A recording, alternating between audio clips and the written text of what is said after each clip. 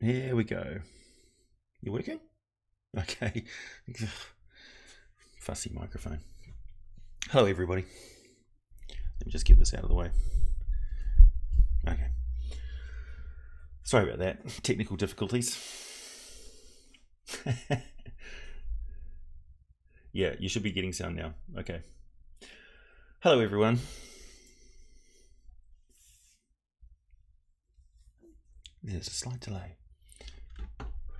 Man, wow, everybody's like right on time. Yeah. The IT crowd, for sure. Yay! Sorry for the concern. There it is. Hey everybody, how's it going? I've first off, I got to show you this thing that I got from Kickstarter, because I wrote back to them and said, oh man, this is awesome. I'm going to show people. I'm not getting sponsored or paid for this because I have to say that. But if these guys want to sponsor my channel, so I'm going to tilt the camera down and show you what I've got here. Hopefully this works. Oh, I've got to pull up my other program so I can see what's happening. Oh, here we go. All right.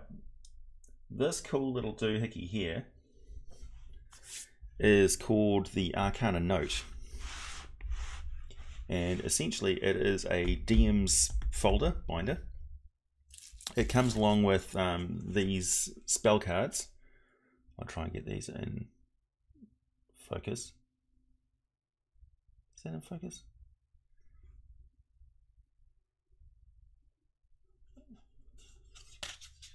Just like a blank spell card. And also there's oh, actually no, these are those spell cards? Yeah, those are spell cards. These are like item cards. So attunement and all that sort of stuff.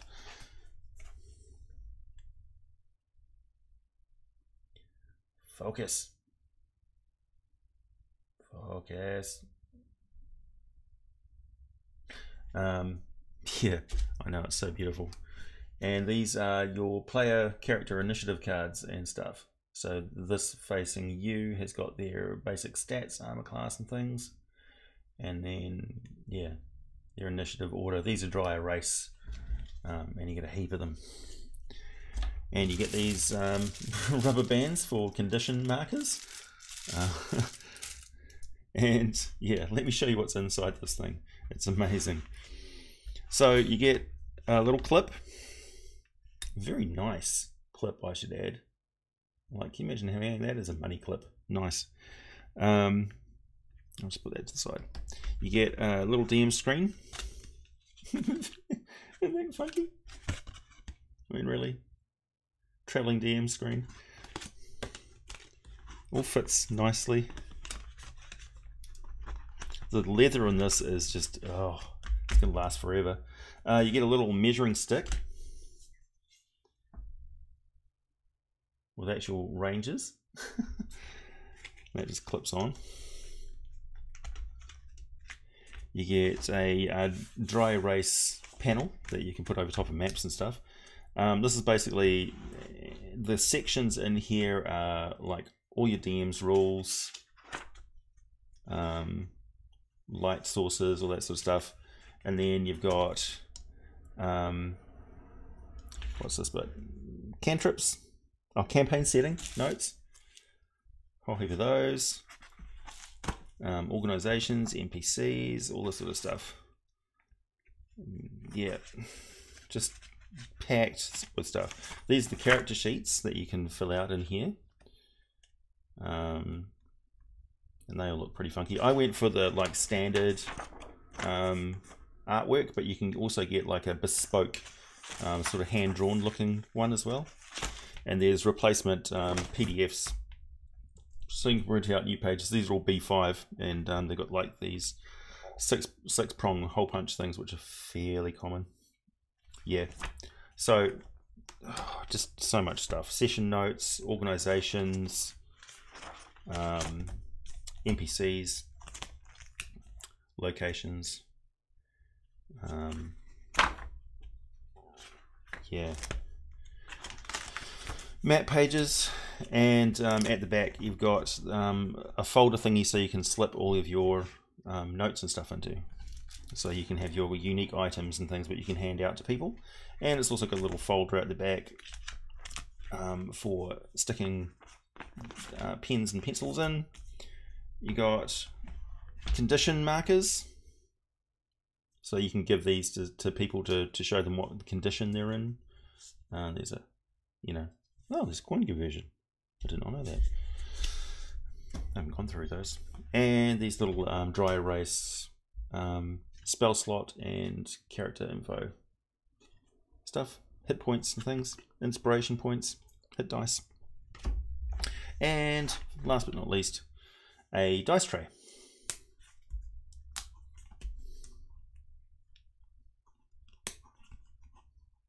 It smells beautiful. Yeah, that was the first thing I did, was smelt it. I know, it's just amazing. It just keeps on going and going. But that's it. So I just wanted to give you a brief overview of what the Arcana Note is like, in case you've ever heard of one or you hear about one.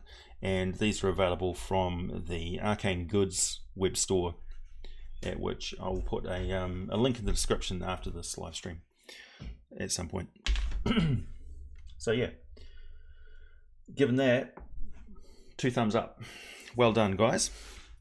The Arcane store also has the weirdest Dungeons and Dragons product I have seen in a very long time, which is scented candles, D&D scented candles. So you got like Halfling bakery, you got a wilderness campsite, you got like an alpine pass sort of things, and these things are like scented candles that burn for 30 hours, and they let out this odor in the room to mimic the setting that you're playing the game in.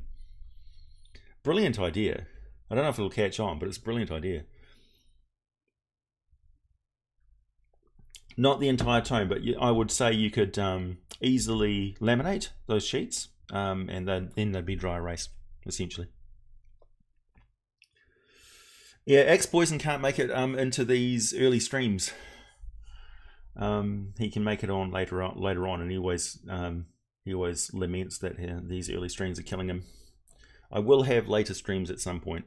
I'll probably do a midweek stream as well. What do you guys think? Shall I do a midweek stream as well, or just the weekend stream?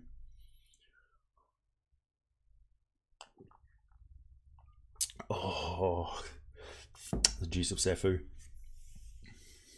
Yeah, since I don't really have a weekend anymore, I can do these streams whenever. The Abyssal Candle. Yeah, well, you should... I think these guys will probably be amenable to the idea of people suggesting candles to them, as long as you buy them. What would the Abyssal Candle smell like? Sulfur? Just get some cleaning fluids, spray it around, throw a dead rat on the table.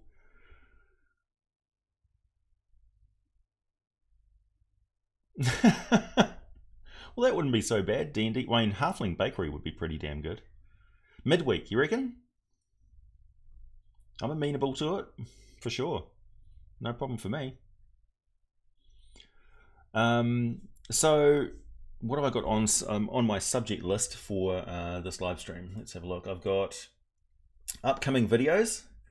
So the video that you're going to see uploaded pretty much after this live stream will be the Aarakocra player character class. A player character race, I should say.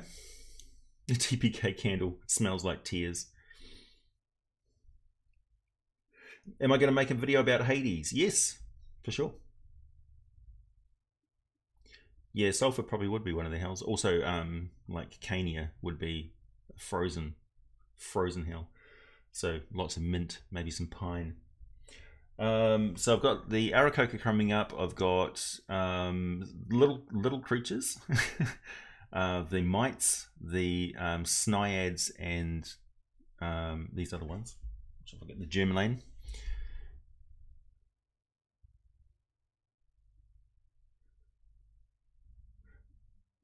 Say what? So just heard there's new shit coming from YouTube. They're cracking down on sending people off site of Twitch or Patreon. Also adding a new store for channels with over 30k subs you'll probably have to use. Oh, okay. I don't know if they're cracking down on Patreon, because what YouTube, like I can see what their motivation is that they don't want to be beholden to advertisers. So they're trying to give optional monetization streams, integrating monetization streams to the creative community. So that's why they're integrating Teespring and Spreadshirt and stuff like that into a product bar, which is going to be down below the screen of people. At the moment, it's just North America, and it's only for people with 10,000 subs or over. So I actually qualify for this if it ever is released for New Zealand. So you'll see merchandise from me on a bar down the bottom there from my Spreadshirt or Teespring store. So instead of having to plug and then tell people that there's links in the description below, there'll actually be the merchandise down below the screen, so you'll be able to see it there. But essentially they can't crack down on Patreon because maybe it's for like channels that have not pursued monetization on thing. I mean, if they do, then that would be bad, and would be really draconian. But yeah, I think they're starting to feel the pinch.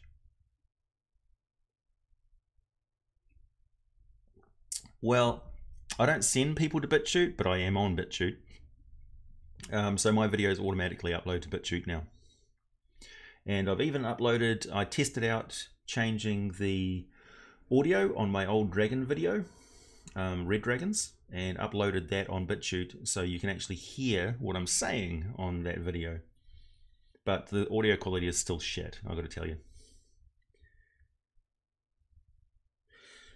It doesn't have Patreon integration. Patreon just is on the side. So I mean, I could run the channel from Patreon. The only problem is that the open gaming license of Dungeons and Dragons means that I can't make videos like this behind a paywall. Essentially, all of my videos have to be released to everybody eventually, which they are.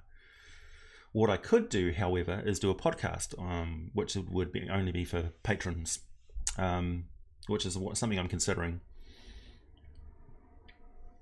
and then maybe release the podcast audios on YouTube with just some like GIF or something on there. So I'll test out that maybe.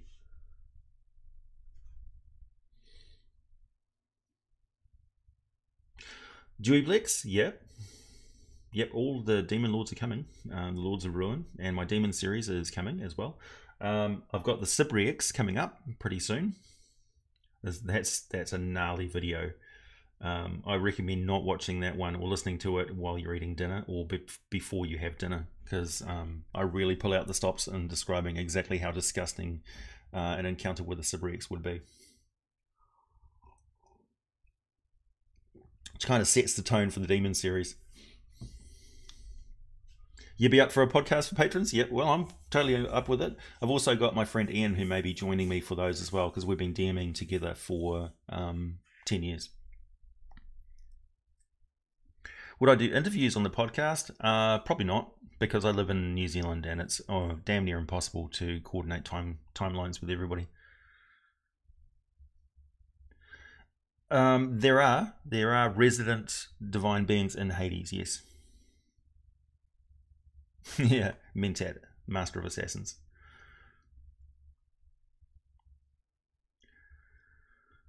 Yep, there's not many new demons. There's a few. Mordenkainen's Tome of Foes has got a couple of new ones, and they've changed the Abyssal Maw and a few others to be Shadowfell creatures, which I thought was weird, because those are clearly Abyssal Maws. The Devouring guy, the hungry one. They're clearly like they've been retasks from, like I said with Mordenkainen's Tome of Foes, there's some really good monsters in there. So there's some classic monsters which are brought back, but also there's some really like weird changes they made to stuff for no reason. Hey Mark. Yep, everything is well. It's not actually that many of you here yet, 27 of you, so you've got a good chance if you've got questions and things to fire them at me. If you've got questions about your game or anything like that, fire them at me now. Oh yeah, there's also another service which I'm interested in, which is called, hang on, I'll just find the,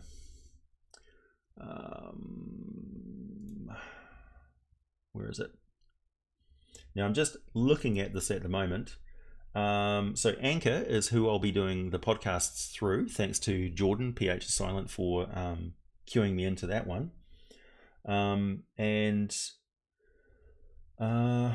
What is the name of that place? I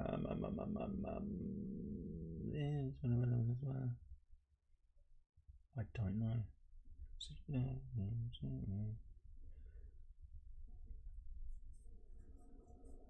Is it Scaleabout?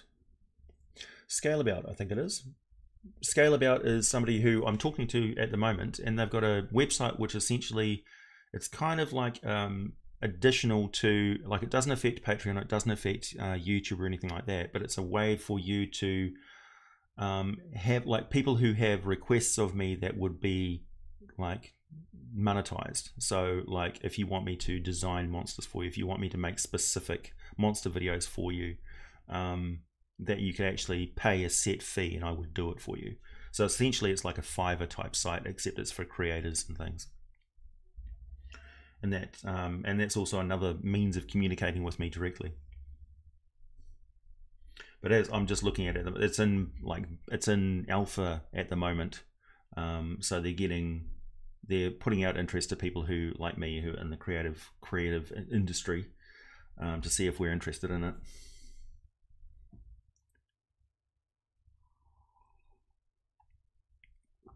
Yeah, I'm not hugely interested in doing the deities of every specific thing.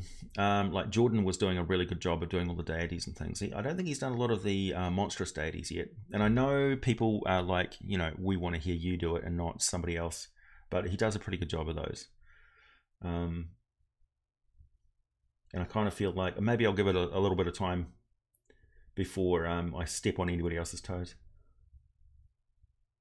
Drizzt Do'Urden is kind of become a Mary Sue, but I mean, he's the main character of a storyline. Do Aboliths and Oberonth have a common storyline? Sorry, I missed that one.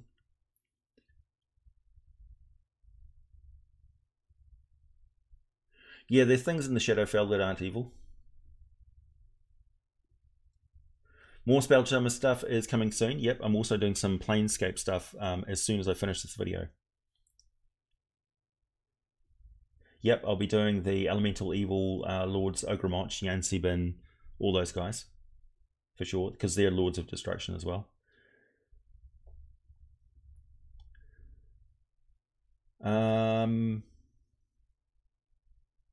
More episodes on the Warlock and its patrons? Probably not. I've pretty much covered Warlocks already. I might do some stuff on Warlock patrons that you could use.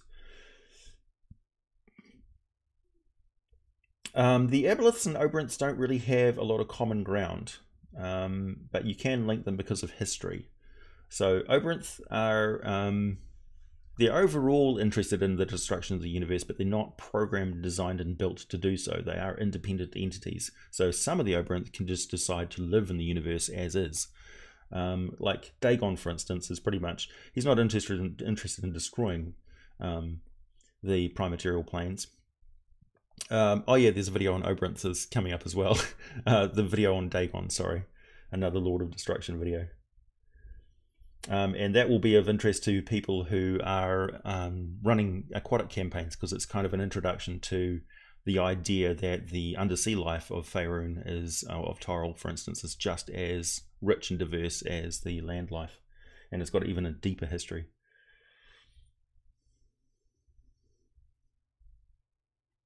How could I bring my players more into the story? They always avoid story cues or hints.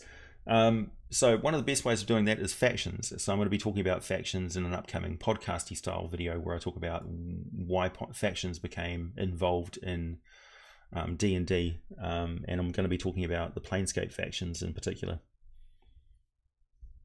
and like the Lord's Alliance and the Zentarum and the Harpers and things like that. The benefits that you can get from factions and the way that the story cues into it. Also, divination magic and things like that is a really good way of cueing your players into the story. Your magic users and clerics and things, like warlocks, have a link to their patron. Their patron is your excuse to give your players information. And wizards and things can use summoning to get information from otherworldly beings, and clerics, of course, and paladins have got deities which give them information. And also, don't forget that deities have got many divine servants, and they'll be active in the world at the same time the cleric is. So the cleric is not operating alone. That's something that a lot of people make a mistake of. Clerics are part of a large organization, and religion is a political force as much as it is a supernatural one.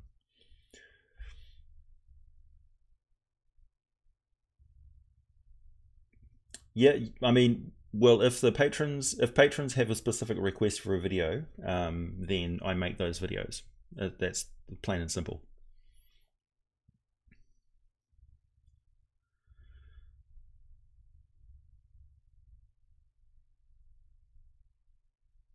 Yeah.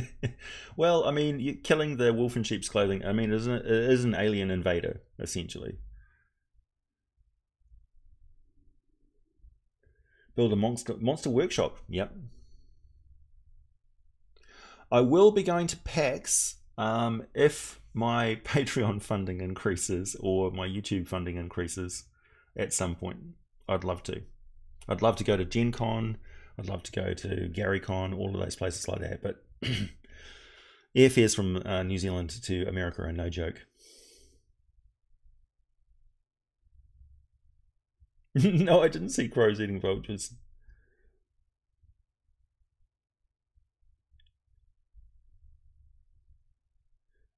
Are there any non-woodwoads? What would a non-woodwoad be like? A blight? I don't know. I don't quite understand. Wolfgar's interesting. Wasn't really developed that well, I don't think.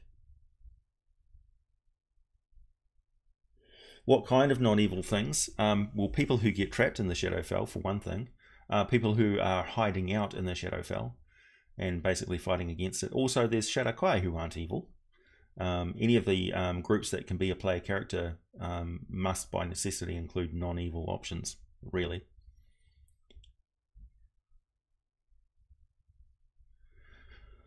Well, the Aboleth will work with anybody to achieve their goals, but Aboleths are completely megalomaniacal, just like Beholders are. I'm going to be bringing you a lot of the weird aliens and monsters and stuff from Spelljammer as well, because those are of interest to everybody. I don't think monsters should be restricted to particular settings or realms. Oh yeah, I did a few videos on the Warlock.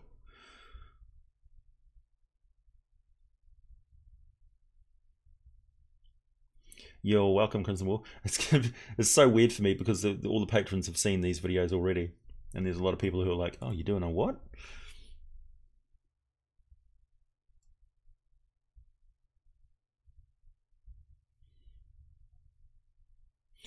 Yeah, Sorcerer.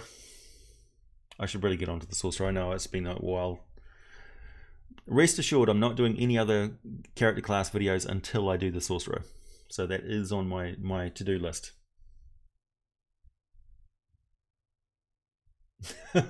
Buddies with Grast. I can't really compare guilds, like a Thieves Guild and a Wizard Guild. I like them both equally. Hey, Lorenzo. Hey, Trey. X Poison.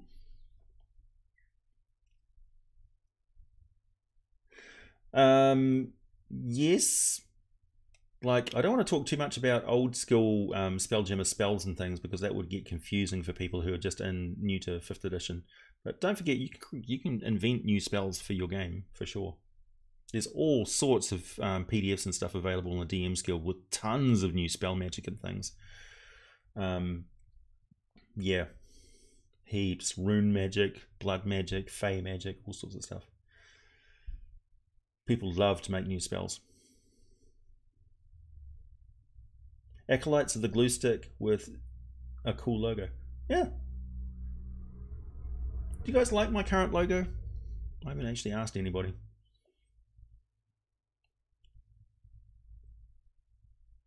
A deeper history.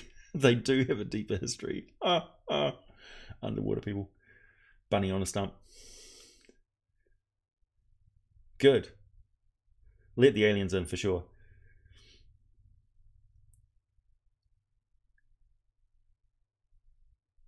Oh. It's a wood type. Interesting. Not just plant type. So an ent would be a wood type? Would a dryad be a wood type? I'd consider streaming pretty much anything. Streams are pretty easy for me.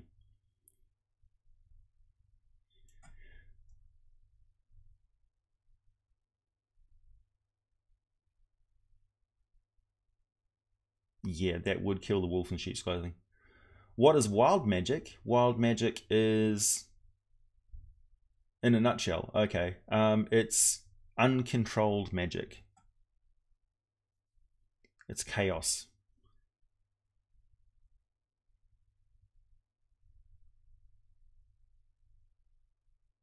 I could just play Spelljammer in 2nd edition like civilized folk.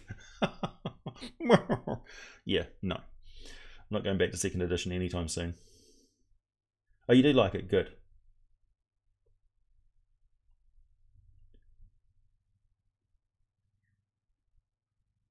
Two plus two equals fish. Pretty much. Yeah, wild magic is it's your like there's the weave of magic. So that's the divine constraints. So the divine will overlays reality, and they've sort of locked it down, saying, okay, it's only so morphic. It's only as morphic as we'll let it be. So you can't cast anything above a 9th level spell, for instance, because the gods have said, that's it, no more. You can thank Cassus's avatar for that one. So nobody can lop off the top of a mountain and flip it over and move it anymore unless they expend enormous amounts of resources to basically create a ritual to petition a god to do it for them.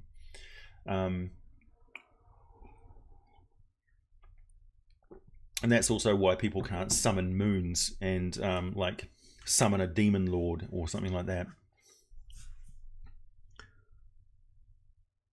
Wild magic is like an outstretched shadow.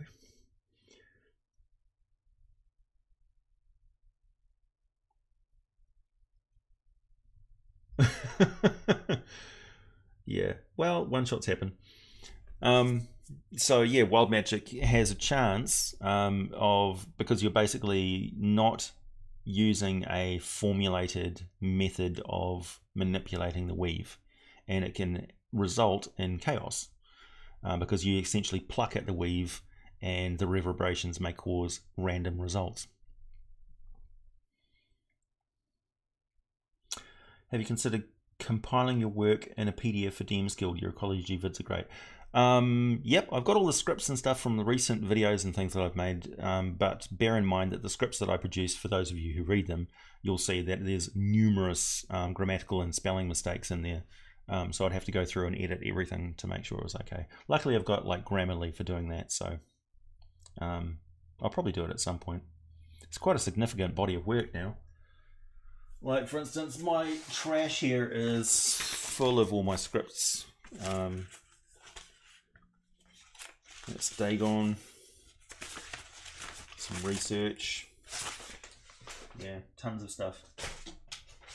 There's some research material on the mites that I was looking up. Some old takeout. Yeah, there's Blood Mage. Like you can get Blood Mage info from the DM's Guild for a playable character class. There's no official Blood Mage. I think Matt Mercer's got a Blood Hunter, which is kind of like sideways endorsed by Wizards of the Coast, but there's no official Blood Mage class. It's certainly a body of work. The other problem I might have with that is that there's a lot of quotes and stuff like that from like Wikipedia and other sources, printed sources in my work, which I might run into like copyright issues with if I'm releasing it as a print for sale PDF. But I suppose I could just release it as a pay what you want PDF, so that way people who want to access it for free could. So therefore, I'm not sure how copyright law would work on that one. I'm probably never going to work for D&D directly because I live in New Zealand. Maybe if I ever move over to the States, I don't know. but I probably won't anytime soon.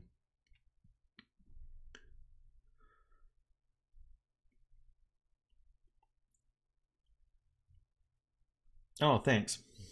Also, drawing beholders is somewhat problematic as well, because that's IP. That's specific to Dungeons and Dragons. They're very serious about protecting their beholder design. Yeah, Dagon's done. Dagon is up and loaded on Patreon. So if you want to back Patreon, you can access the Dagon video right now. How to precisely calculate the effective level of a spell. I'd love to see more my players bind a demon lord and unleash it on the... Ooh, that's a good question, actually. I would need to research that.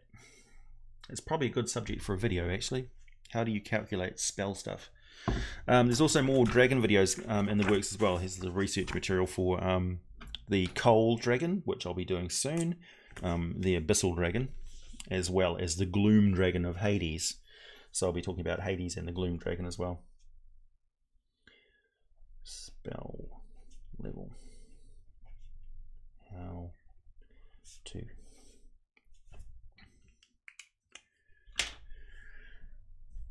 Oops. I'm getting behind here.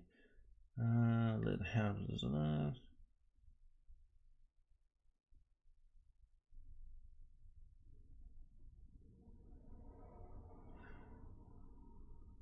Paper sheets have two sides. If you use both sides, every other page might find you at the beach.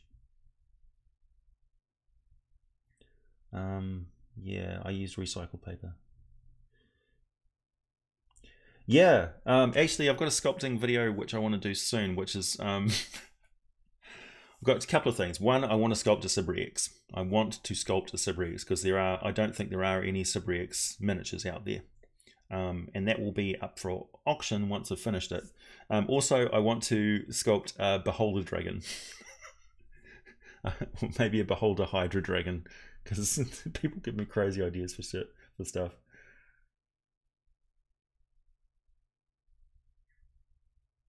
Oh yeah, Crimson Wolf. I don't have all of my videos in playlists, but they're in, like, that one I think is in a general D&D playlist. And the one on time travel was kind of a response to somebody who were asking me a question. So I might actually update that one. And yeah, my lore videos kind of are DM help in a way. But I don't do a lot of talking about how to run the game and stuff, because I'm a strong believer in people running the game how they want to and not being dictated how to play the game. Which is why I don't give a lot of advice on, you know, should my character do this or should a DM do that. I'm always of the opinion of, do play your game with your friends the way you want to. I'll just talk about the stuff which is written in books. Sign the scripts and give them to a random patron. Yeah. Oh, you mean the actual printed out pages that I use? Postage, man.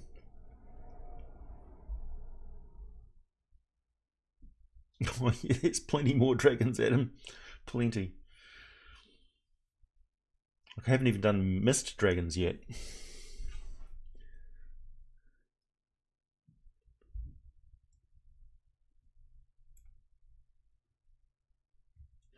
Ah. Yep, I'm definitely in favor of using hit points. Like when you run out of spell slots, for instance, if you start draining hit points from yourself. Or like clerics who can give up their own hit points to heal others. In fact, there's precedent in the current rules for that with one of the spells. Hello, Devious Dungeons Painting. Hey, Brad. How's it going, man? Brad, look at this. This is my army painter paint station. And I'm painting some of Knowles's like peasants and stuff. And here's my little box of to-do thingies. Nice, eh? It's my dry palette under here, my little paint guide. Pretty cheesy.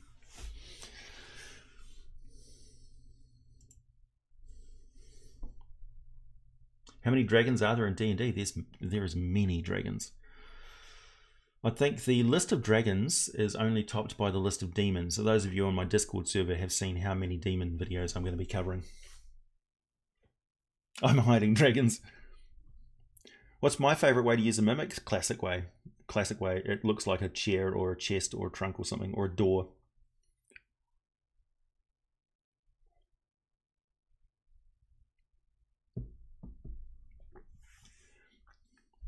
Behold a Dragon does sound epic, doesn't it? I'd be interested in how that turns out.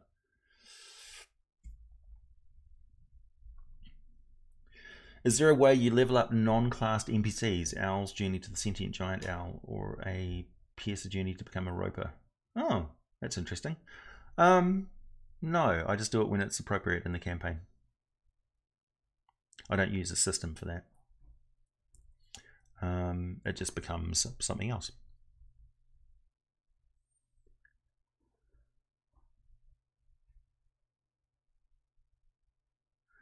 You've been away from painting for a year, Dias. Wow.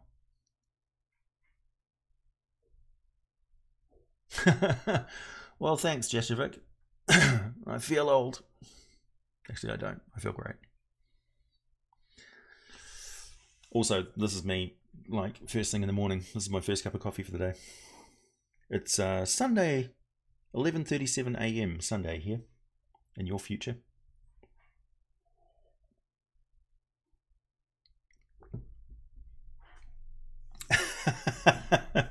There's only one kind of dragon, actually. It just mutates.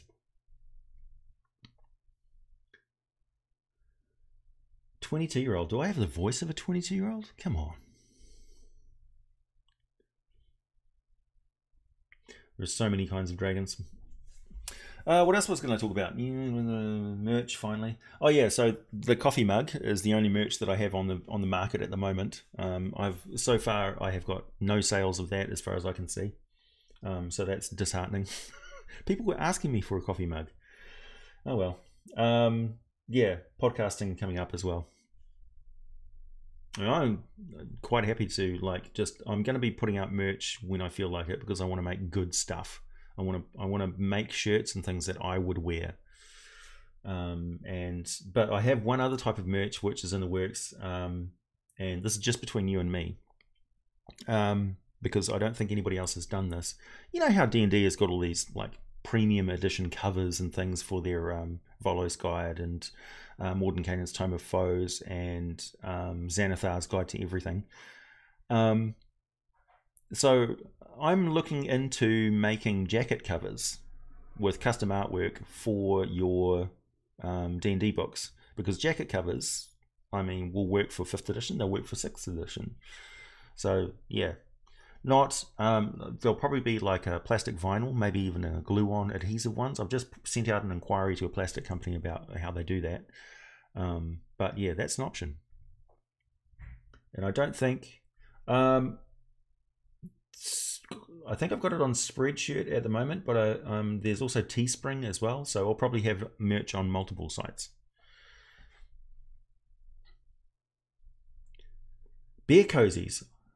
I wonder who does beer cozies. Interesting. Baelnorn, a Baelnorn? Really? I'll be a Yugoloth, maybe.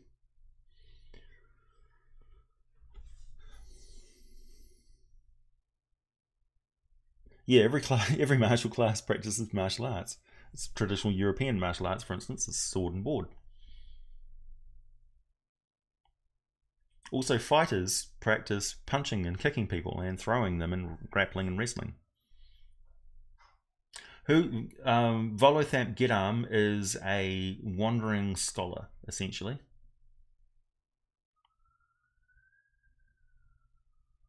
Yeah, jacket covers would be cool if I can get it to work. Essentially, with the jacket covers, I run the risk of spending money on a product. Like, it's not like Spreadshirt and stuff where you order it and they manufacture it.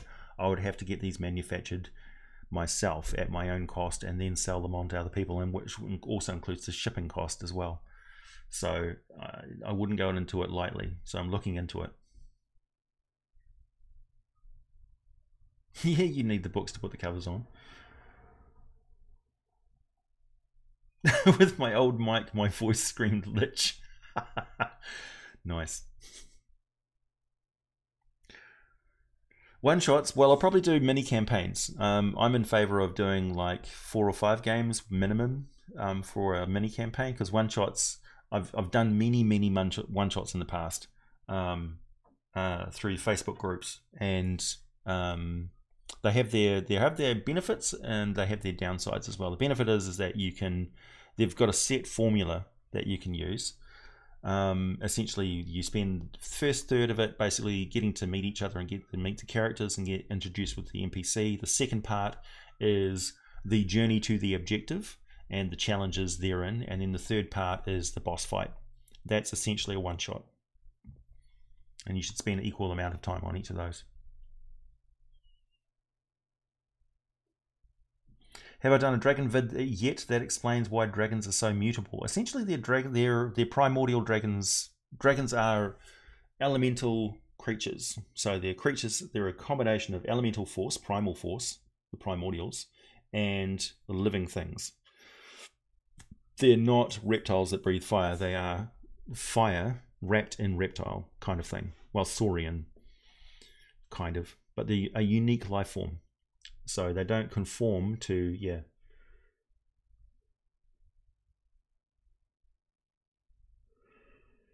How would my character go about destroying the Black Dragon Crown, an artifact used to summon Tiamat? I don't know. I don't know. I would need to research the Black Dragon Crown. Is that an actual print resource? See, this is the sort of thing, that's the sort of very specific research type question, which if I go with the scale website thingy, you'd be able to pay me to research something for you, and I would give you the exact information you need, basically as a service.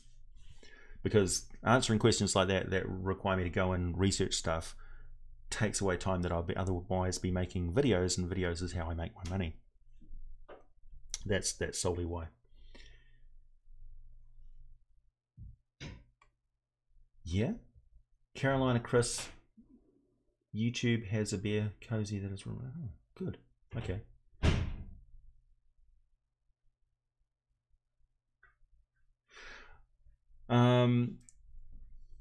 Craftsman, no. Like, I don't want to do a bespoke cover. Like, otherwise I'd do like a leather cover, like this beautiful arcana note.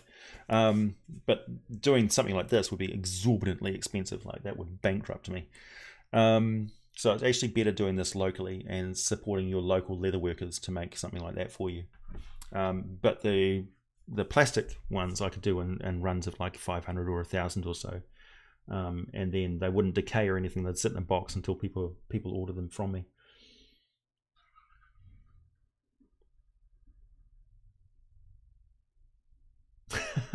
View count has doubled. What strange leather smell were you telling us it worked for patrons? And smell-o-vision on YouTube. Smell-o-vision on YouTube. Can you imagine Twitch streamers smell-o-vision? Ugh.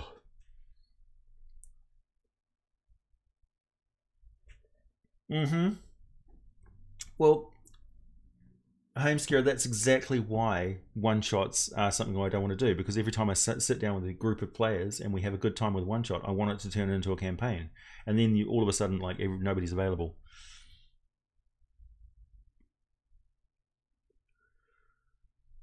Yep, I've got a few games that you can watch of me running games. But I will be running games in the future. Fire wrapped in reptile. That is the sales pitch for jacket covers. Pure inspiration wrapped in bespoke leather. Unsheathing ancient tomes.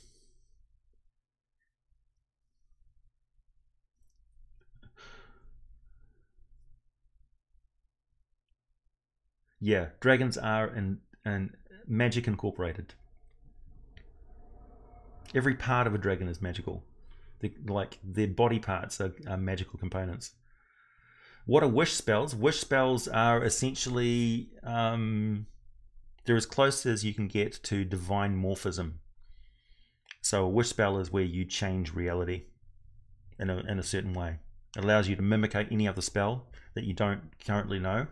So a wish spell is like really good jack of all trades spell. So if you learn wish, you can use it to cast other spell-like effects, for instance.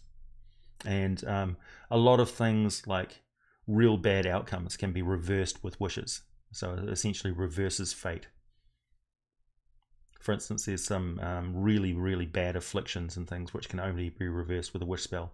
So for instance, you could, if somebody gets turns themselves into a lich and then decides they don't want to be a lich anymore, the only way they could reverse that would be maybe a wish spell.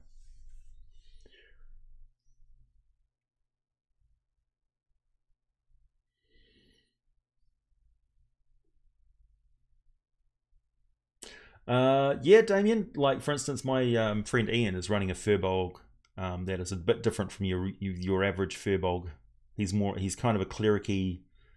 His village is more reclusive and less heroic, but he's just been struck with supreme heroism, and he's just gone marching in to fight a giant because he's kind of obsessed with it. Like it started, like he was standing in a cave mouth, and all of the others in front of him were debating what to do because there's like this orc army coming through a portal over to the side, and they can hear the sounds of dragons, a dragon fighting a couple of giants in this deep cave complex. And he's standing there with a giant slaying spear, a magical giant slaying spear. And the mists part and the light shines down on him from the sun. And his spear starts glowing blue. And he's just like, I'm a Firbolg. There are giants to kill. And he just turns around without any consultation with the party and marches into the cavern. That was brilliant. That was a brilliant moment. It was like a Blues Brothers moment. It's like, the band! So yeah.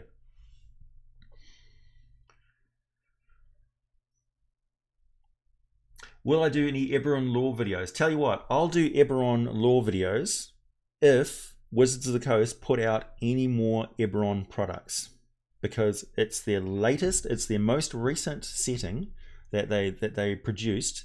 It replaced Greyhawk, so they stopped producing Greyhawk stuff so they could produce Eberron stuff. And now, where the fuck is Eberron stuff? What happened to Eberron? Where's the support for Eberron in 5th edition? So if it hasn't in fact basically been killed off by Wizards of the Coast, then yeah, I'll support it as well. Thanks, Ricky. Thanks, man. I'm glad everybody's liking the new format for the videos. And there's not too many videos, is there? I'm a bit worried that I'm going to flood you guys with videos. Yeah, essentially it's a dream you make into reality, yeah.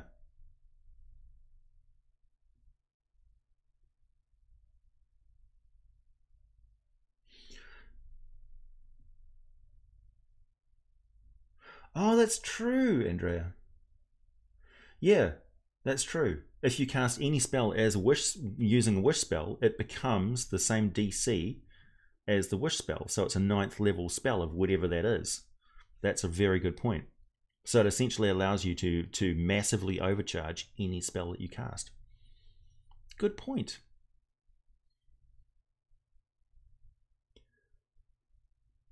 What's your thoughts on Rangers' first party encounters? I don't know what that question means.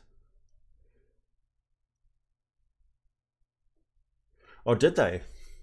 I haven't been up. Haven't really caught up with them at what they were talking about at Gen Con and stuff. So that's good. Dark Sun is a very good setting. So yeah, I'd be happy about that.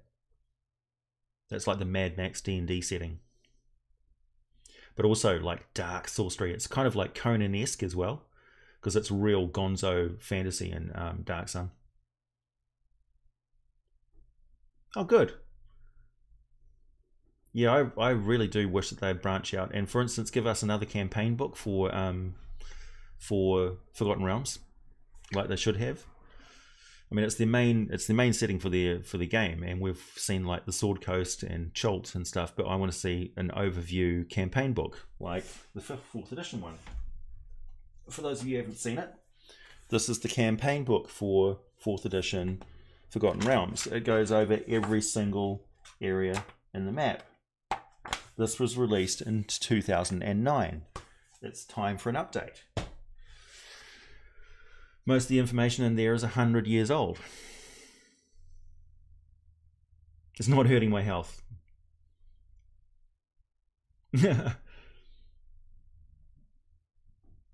Yep, I've heard about Waterdeep and Undermountain modules coming out in September and October. That's good. We haven't had Undermountain's supplement for quite some time.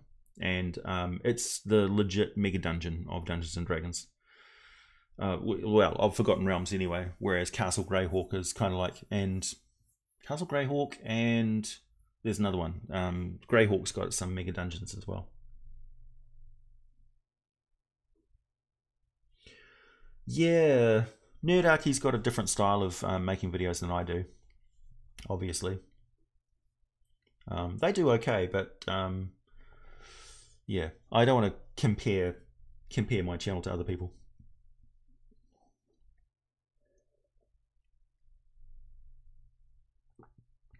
Yeah, they tease about stuff, but they should actually just like tell us what they're going to do and get some feedback on it. Like, for instance, when they were first producing 5th edition, they sought a lot of community feedback. They need to continue doing that all the time.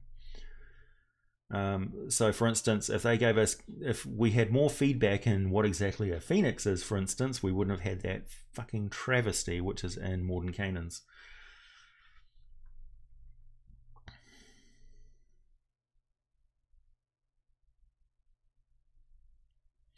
Yeah.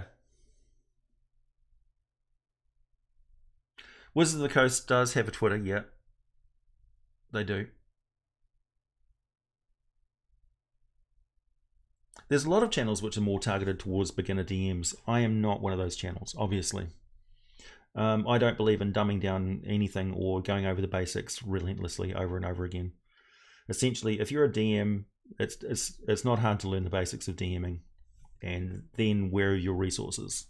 Your resources are me. I will give you information, deep information on the campaign setting. So you don't have to read back through tons of products which are out of print or impossible to get.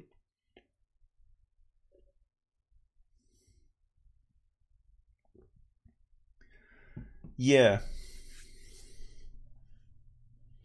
Yes, that's why 5e started strong, testing and asking.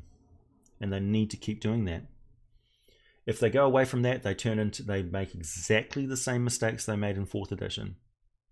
Which is what they're doing. They're making exactly the same mistakes they made in 4th edition. And here's the thing. If I can just have a mini rant on a philosophy that I have. 4th edition got a lot of lore stuff and just threw it out the window. And they chopped and changed things because they wanted to make things interesting.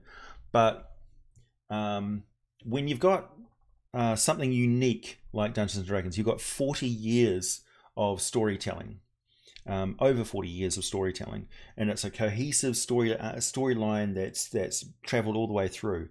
That is a treasure. And when Mike Mills turns around and says, well, we don't want the game stopped by these gatekeepers of D&D that was, we want to make it accessible for everyone, that's fine, but don't disrespect the lore of your own fucking game. That's the thing that really annoys me. It's like it's not something to be embarrassed about that there's so much information to absorb about this game. The idea that there is hidden depths and endless depths of information that you can get on this game to enrich it, and just like the rabbit hole just keeps on going, is fantastic. And other things don't have that. They have to emulate that. But eventually it's just crap. Like Warhammer 40k, for instance, is great.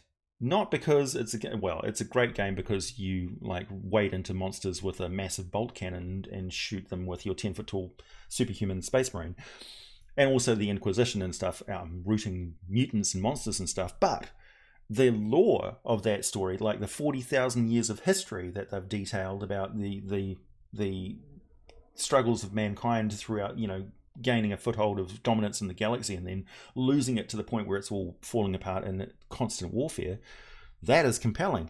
The compelling thing about D&D is you have this multiversal set of worlds that you can go to and travel to and explore, and Forgotten Realms has got thousands of years of recorded history with all these events and stuff. Like, you can time travel in Forgotten Realms and go back to information which is written about in Empire of Sands and Lost Empires of Faerun and stuff like that.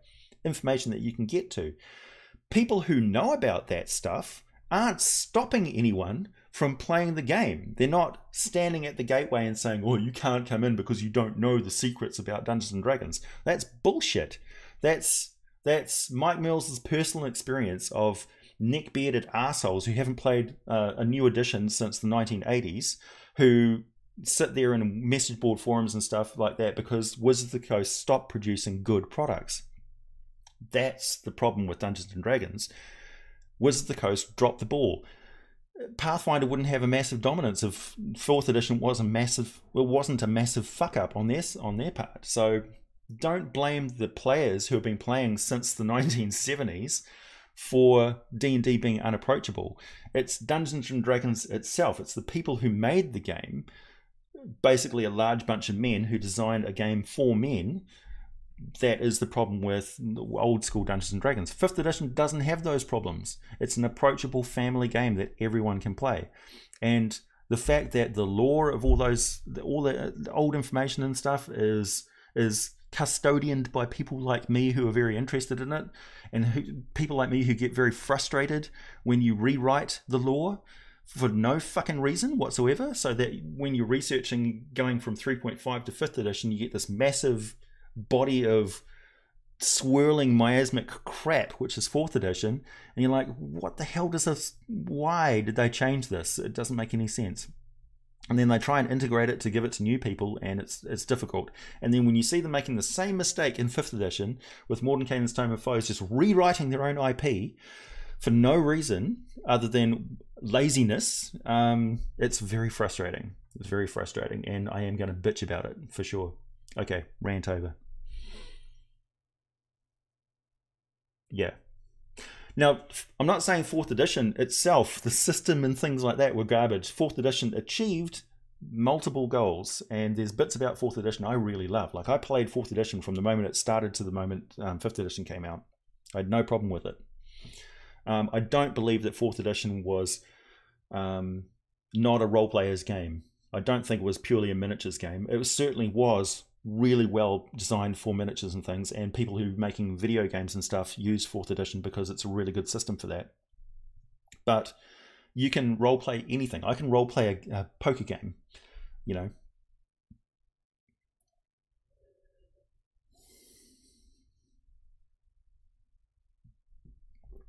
Also, that's one of the reasons why I make these lore videos for everybody. So if you sit down at a table and you've been playing D&D for a year or so, and there's some neck-bearded grognard sitting at the end of the table, like, oh, well, you know, and Faerun, blah, blah, blah, blah, Laura, blah, blah, blah. And you can quote bits from my videos and watch their jaw drop as you're telling them exactly the lore that they think they're the only ones that they know. And those people who are like that, I'm gunning for you. I'm gunning for you. So my mission in life is to bring the lore of D&D to a different format so that people can just absorb it in a relaxing way, an inspiring way.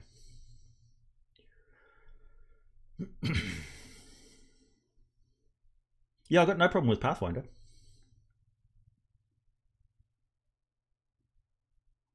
Yep.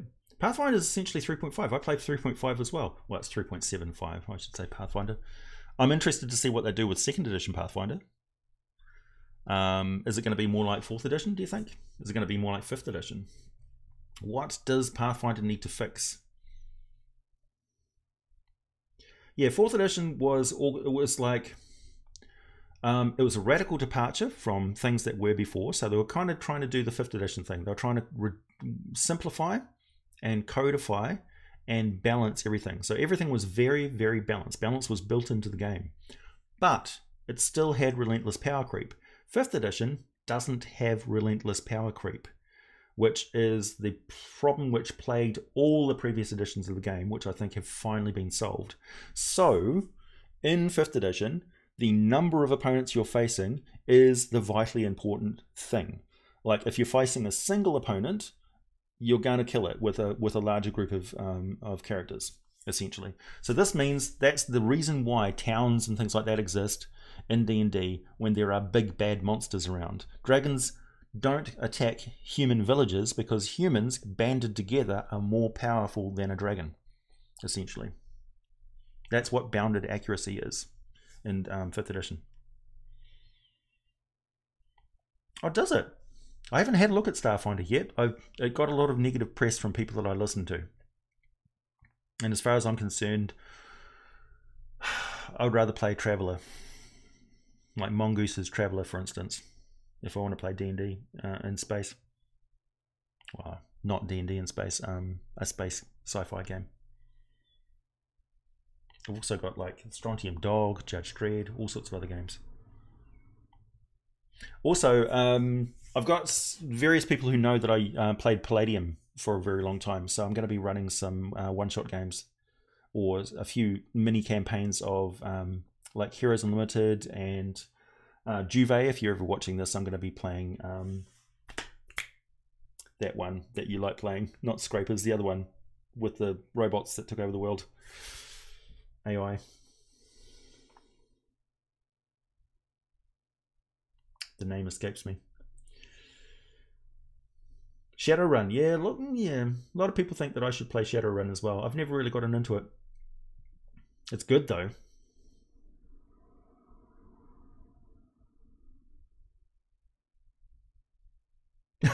A mounted head of a neckbeard.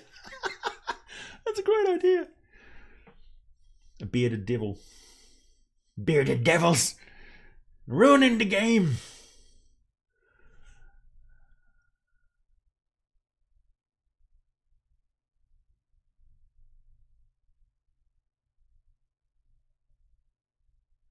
Yeah. You can customize your character as your level. I don't know what they're talking about. They need to reread those rules. You can certainly.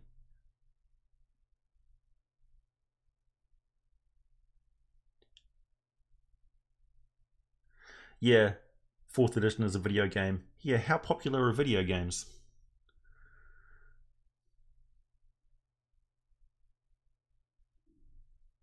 Oh, Ninjas and Super Spies is so cool. What was I watching recently? Splicers, thank you very much. Malaquin. Splicers. Gamma World is too simplistic for me. I like the original Gamma World. It was good for like a weekend beer and pretzels game.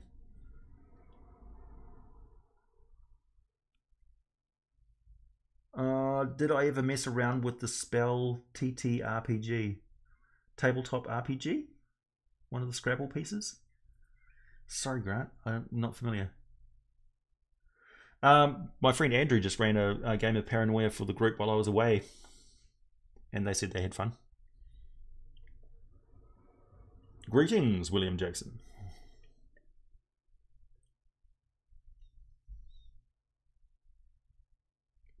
Yeah, snippets. I think if we basically shout at them loud enough, they'll quickly pull their heads in and go, "Oh shit, okay, we need to pay respect to the past," and not just rewrite things and slap a name on something that shouldn't be there. Like for instance, if they called it a Phoenix Spirit Elemental Lord, that would be fine. That would be different from a Phoenix. But it's not a Phoenix.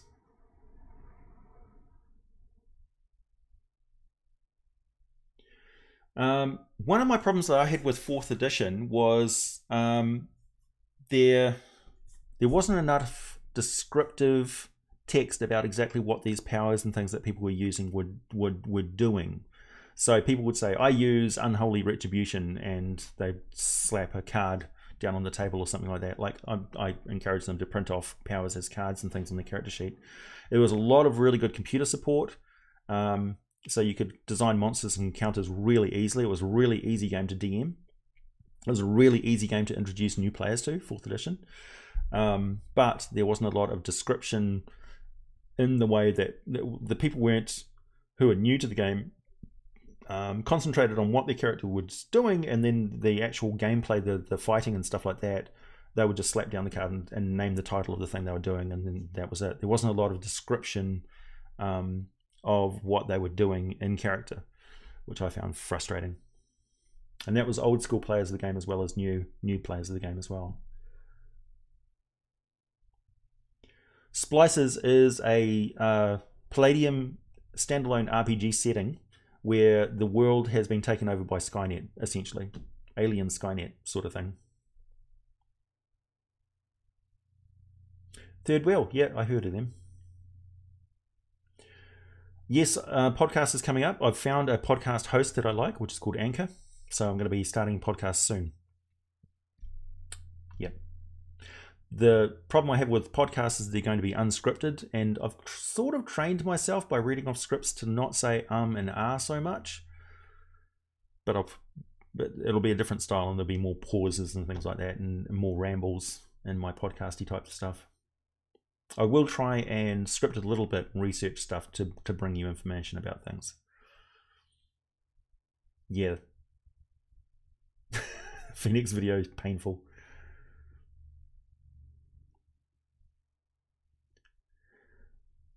Colby? Hi, hello AJ. A druid here. I have a huge... What? What did you just say?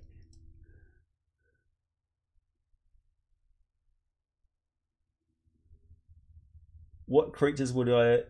not rot grubs. Don't have rot grubs inside you. Heroes Unlimited is my favorite role-playing game that's not Dungeons and Dragons. Especially with the Phase World expansions.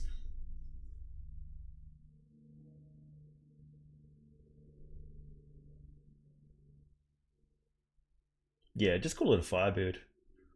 Rot grubs, yeah.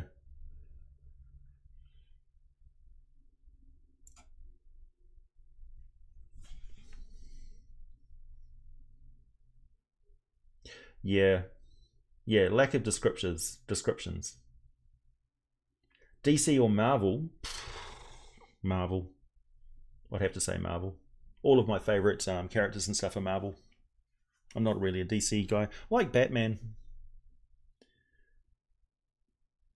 I say just port Batman into Marvel and the Flash and...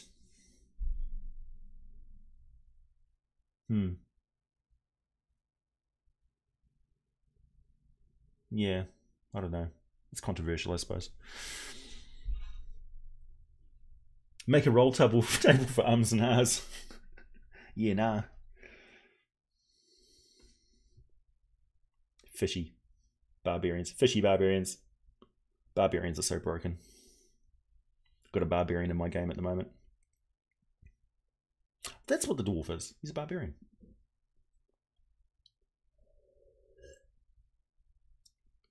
So frustrating as DM when you're like, roll to save versus damage. I roll, I save, I take no damage. It's like, what? It's a fireball.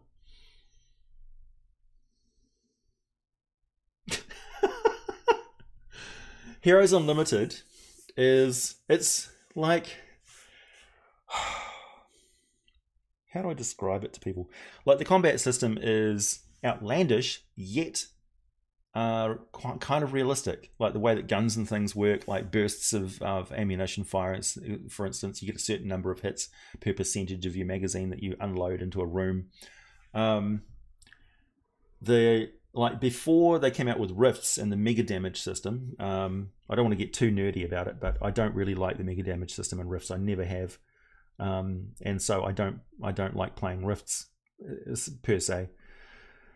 But I could play 5th edition all day long. Well, yeah, so there's a logo on both side of the merchandise coffee cup, so you can have the logo here facing somebody else and here facing you. So it's an ambidextrous coffee cup. That's why I've got a logo on both sides, because I care for my sinister-handed friends.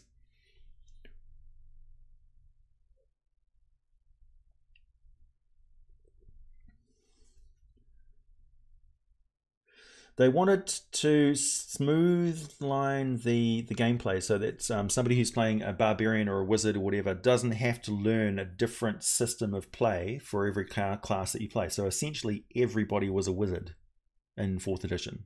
I mean, that's how the gameplay worked. Everybody had, I'm going to use this ability that I can use this many times per day. I'm going to use this ability which I can use once per day. I'm going to use this ability which I can use all the time. And 5th edition keeps that by making cantrips an at-will ability that you can use all the time. So 5th edition has borrowed a little bit of 4th edition there. I wish that they borrowed minions, because minions were fucking great. But in 5th edition, minions would also be deadly, because if you increase the number of foes that you're facing, the amount of incoming damage that is hitting your characters more often is deadly. So minions, yeah.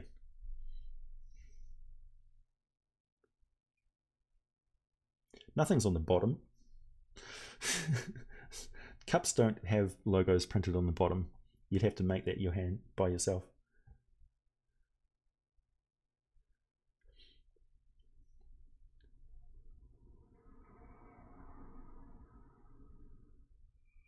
Don't feel obligated, linguistically oversight 86. Your interaction with me is also a contribution.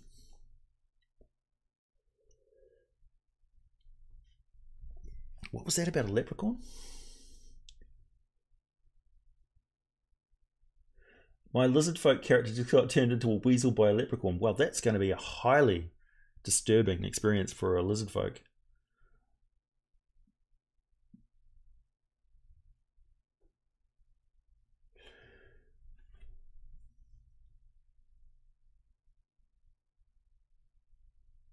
Wolves and lions?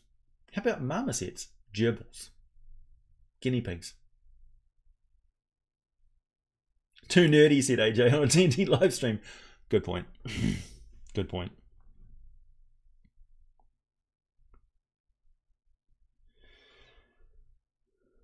Why would a demon lord want to turn everything into an empty void? A void is not chaotic at all. Well, if they still exist, then they'd be the only thing that exists, and that thing would be chaotic. So the only thing that exists in that void would be a chaotic thing. Therefore, the void would be chaotic.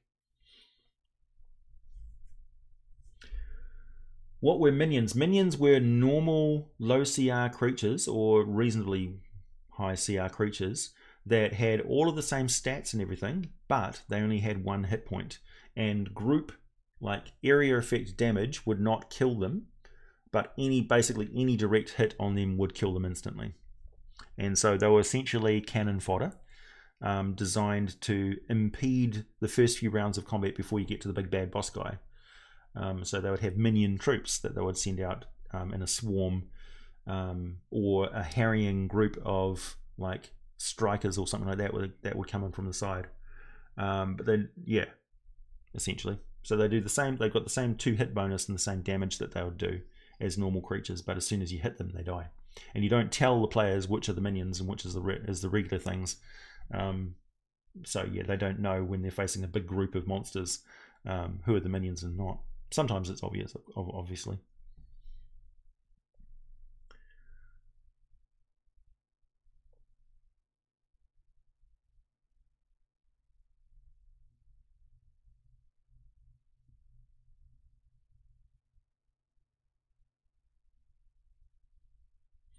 Well, I mean, $1 a month gets you access to all of the advanced content and stuff like that on Patreon. And this is the thing that I wanted to point out to people, that $1 a month helps me out immensely, and if enough people do it. And also, it's better if there's more people contributing less than a few people contributing more, because that's less stable in income for me than a lot of people contributing a little bit.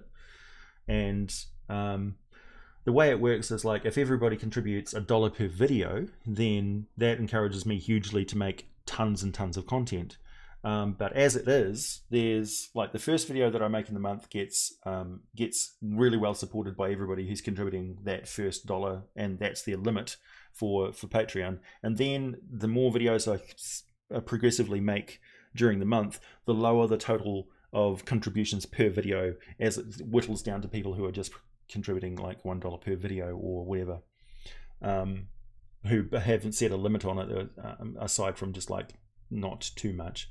Like, I wouldn't want anybody to contribute more than like $10 per month total, for instance. So that would be like $1 per video, total of 10 videos, for instance, and then it would just be whatever bonus videos on there. So that would be fine. So you set the limit of amount per video that you post, that you donate, and the total limit that you donate per month, essentially.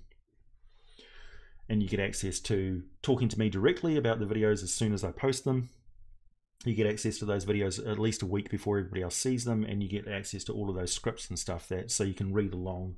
If you can't hear something or you've missed something that I said, you can check the script and you can find out exactly what I said. For instance, when I'm talking like in character, that Obelix, where the Obelix was talking to itself in its bits, it was quite hard to understand what I was saying, but if you read the script, you can get exactly what I was talking about.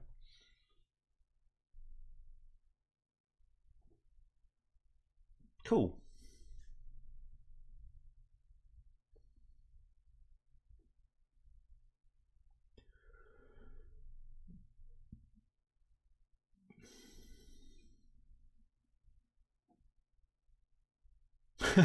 Elon Musk.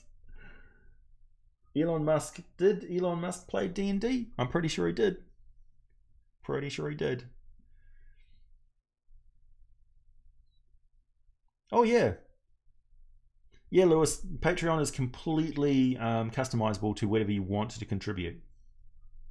Like you can literally say, I'm going to contribute $1 per video, maximum $1 per month, and that's it. First video that I post, you donate $1 for it, and that's it. You still have access to everything on the for the rest of the month, all the videos and things like that, but you limit it to $1 per month. And if enough people do that, then it makes a huge difference. Like if there's 8,000 people that are watching a video on Mephistopheles or something like that, and each of those people is contributing just $1 per month, that's $8,000. And that means that I can fly and meet you at Gen Con or go to PAX Oz and stuff like that. It makes a huge difference.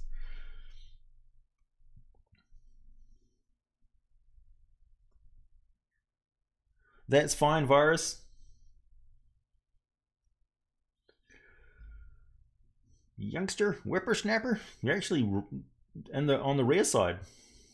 My audience is mostly 18 to like 35-year-olds. So it's nice to see you, Virus.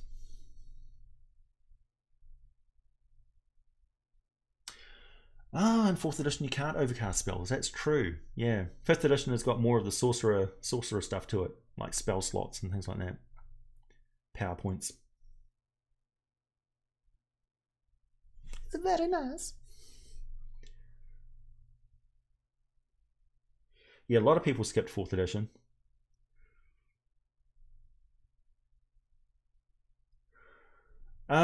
What colossal underwater creature would be most likely to be turned into a floating city, if multiple then by evil humanoids and which by goodly humanoids? Well, okay, so let's say you had a lobotomized kraken, for instance. That would make a good underwater city. Or you could have a giant octopus that has actually got a massive air bubble in the sort of top canopy of its cephalus, of its head, that has a city inside it. And the octopus is basically controlled by magic to move around. So evil creatures which could control a creature, so it's in pain and torment and stuff like that. But it's a moving fortress. Dragon turtles are good for anything because they're kind of like neutral, I suppose. And there's of course the original version of the Zarathan, is that just what it's called? Which is the great big floating turtle thing that basically is an island. It's got an island on its back, which they turned into a rock elemental lord creature in Mordenkainen's Tome of Foes. Again, like completely ignoring what a Zarathan is. Fucking idiots. Krakens, yeah. Yeah, 4th edition wasn't everybody's cup of tea. I had great fun with 4th edition. I did. I ended up playing 4th edition with a bunch of workmates. So that was their introduction to D&D. And they loved it. High five. Storm Giant City, yep. Essentially, you could have an animated, like a remnant of the Netherese floating cities on top of lopped off castle tops. So you could have undersea mounts and things like that. I mean, if you've got to have a floating city floating through the air, that's magical enough to have one which is floating under the water.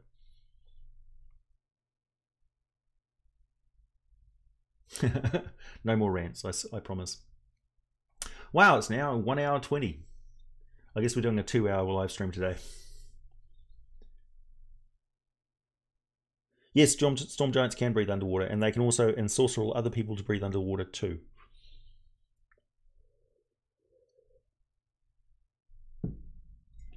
And storm giants are not all bad. They're kind of like neutral. Like you could actually go and say hello to a storm giant as long as you are very respectful. They wouldn't instantly eat you. And giants do eat people.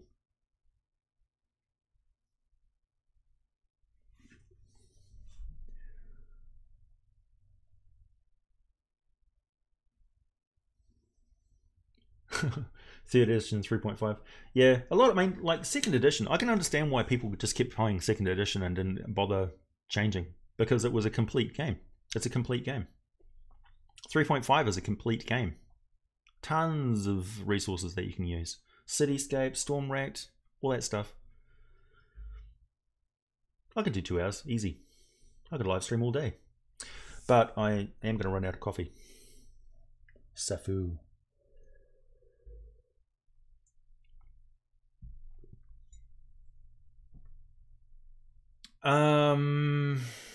Howard. Thufa Howard. Fee, fi, fo, fum. I smell the blood of a Faerunian.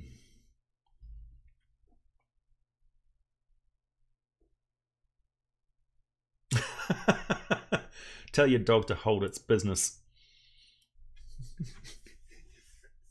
It's one of the reasons why I don't have dogs. Slaves. It's not natural. Enforced celibacy for dogs. Poor things. They're pack animals. Cats. I'm a cat person.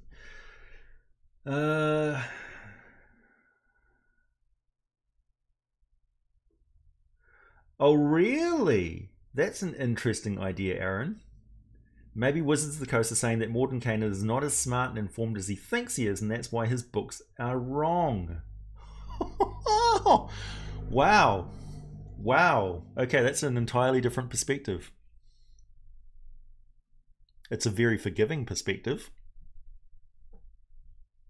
Yeah, let's say that, shall we? Let's say that.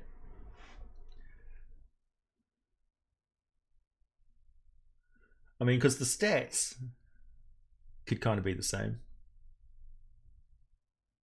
Maybe instead of having the Phoenix have all like fire attacks, give it an actual like blunt force attack or a tearing attack or something like that. What are your favorite realms? I've got to say Faerun. Obviously, Faerun is my favorite realm. I've been running Faerun forever. Also, I've got my own homebrew stuff as well, like Prisma. Oh, interesting thing about Faerun that I don't think many people know. Toril has a ring around it, kind of like Saturn.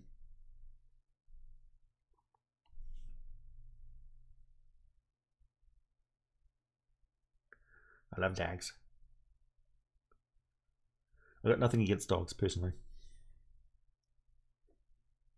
I grew up with dogs.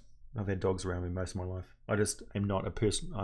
I had a puppy that died from heart failure because of a genetic condition, and it broke my heart. So I'm not going to have another dog.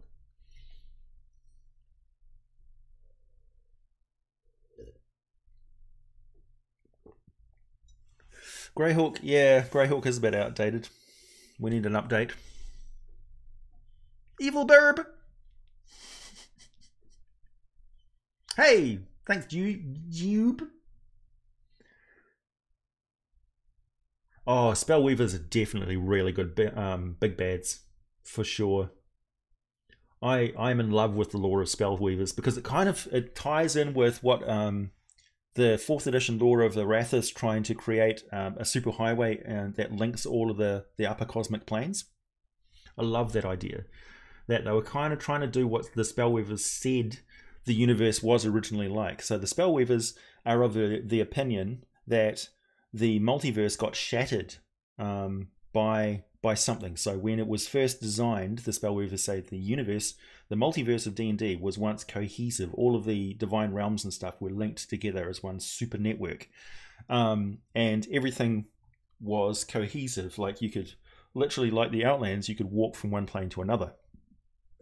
And then something happened which shattered it, and they're just trying to reset time to where it was integrated back together again. But in order to reset time, everything that happened since then would be annihilated, abolished, like it never was. And all the gods who have arose to power or been invented since then are like, no, because that would wipe out all of our work.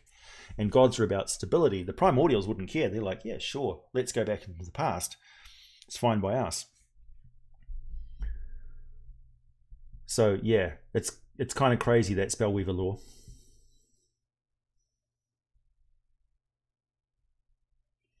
Yeah, another Sigil video is coming up soon. That's the factions. I'm going to start off talking about the factions because I think the factions are incredibly important. They're a linchpin. Like you're talking about, how do I get my players invested in the game? Factions is how you get them invested in the game. Factions is also how you compel a bunch of players who are very invested in what's going on around them to go off-world. So when things start impinging like on the world from outside sources, and you're like, oh, there's a whole multiverse here to explore. So you can start off, oh, Bebelith. Bebelith is an evil critter. I think I did Pale Knight. There's a video on Pale Knight, which also has information on the Bebelith. So that's also an ecology of the Bebelith. So if you want to learn about them, that's the video you should watch. Pale Knight.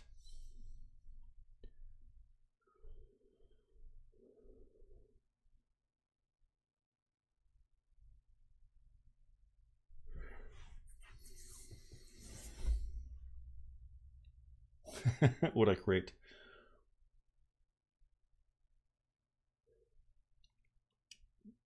What will I be doing after this live stream? I'm going to be working on 2 scripts actually. One is the factions video, and the other one is the video on the dragons, which is right here. So I'm going to be covering the Cold Dragon and the Gloom Dragon. They're both unusual dragons. All of the planet dragons are a little bit unusual. Yeah. But to give you guys some idea of what a cold dragon looks like, that is a cold dragon. They are nasty. Very, very nasty. That'll also tie into the River Styx, which is talking about the lower planes as well. So I'm going to be covering a few of the things that you would encounter as you travel down the River Styx in upcoming videos. So there is kind of a method to my madness. Spellweaver player race. Wow. Get more coffee? No. You have no idea how strong this coffee is.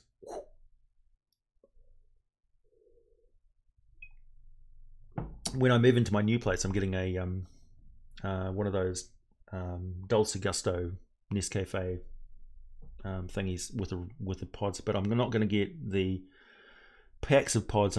You can order from China a refillable pod, so I'm going to grind my own coffee and make my own coffee pods because I only ever drink black coffee at home.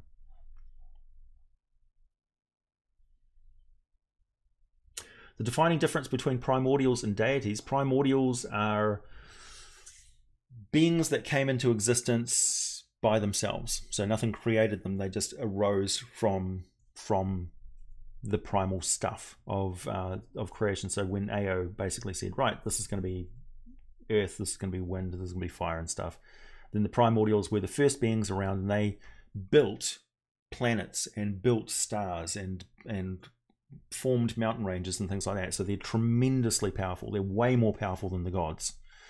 But they're like a sculptor playing with a big ball of clay.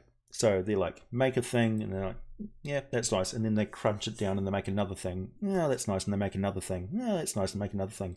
Meanwhile, the gods are like, whoa, that thing's perfect. I can do all sorts of stuff. We can put life there. We can make all these like ecosystems and ecologies and things. And they have thoughts and dreams, and the thoughts and dreams are us. So deities are personifications of the thoughts, hopes, dreams, and psyche of living beings that translate up through the higher dimensions into the astral plane. So they're creatures made of thought. So that's why faith and things like that empower them and strengthen them. That's why they have a portfolio. So every time you think about, man, I hope my fishing trip goes okay, the gods that are responsible for the ocean, for fishing, for luck, for chance, all get little bits of attention from you. And that attention, your will as a living being, changes reality. So they can change reality because all of these disparate beings are telling them they can. So they're like much like magic allows a wizard to alter reality, like a psychic force. So gods change reality through mortal souls. That's why devils and all that sort of stuff need mortal souls to exact their powers on things. Primordials don't. They just can change things because they can insert their spirit into inanimate matter and become part of it. So they're like the will of the living universe, changing itself and reforming itself. And the gods are the ones who actually stop that and say, we need to stabilize reality. Yeah. Yeah. Primordials are elder divine elementals, essentially, kind of. Demons are elemental creatures as well, but they're corrupted elementals. So the abyss burrowed into elemental force, and the abyss itself is alive. It was the only way that the Oberth could transition from one multiverse to another is by thought and will. And the rod of pure evil that Tharizdun plunged into the abyss essentially was the heart and soul of this evil intent that the Oberth plunged into the multiverse of Dungeons and Dragons. And so the abyss is a living thing, and its heart and soul is that. So when the Oberth transitioned into the new reality, they got messed up, and only the strongest of them remained intact and had to transition into new forms which fit into the multiverse's new physical laws, kind of. Because the universe that the Oberth came from was completely alien to the one that D&D is set in. Thanks, William.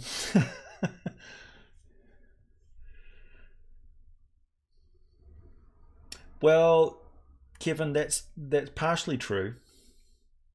So the reason why they came up with they codified the portfolios in the first place is because they wanted to protect areas of reality from the primordials fighting against them. So the primordials were willing to destroy the whole concept of fishing, for instance, boil every ocean, destroy the ability of the concept of chance and luck, for instance, make everything preordained or completely chaotic, destroy the concept of housing, all that sort of stuff. So the gods were like, whoa, we need to protect reality, so we're going to codify it into these portfolios.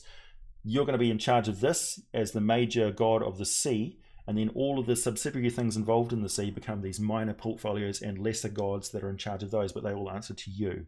And so anybody who prays to a god of fishing also prays to the god of the ocean. The god of the ocean says, yep, you can do it, and then that god passes down divine power to them, and they focus the will of all the people that follow them into allowing that person to do what they want to do. And clerics in that case in point are, change things.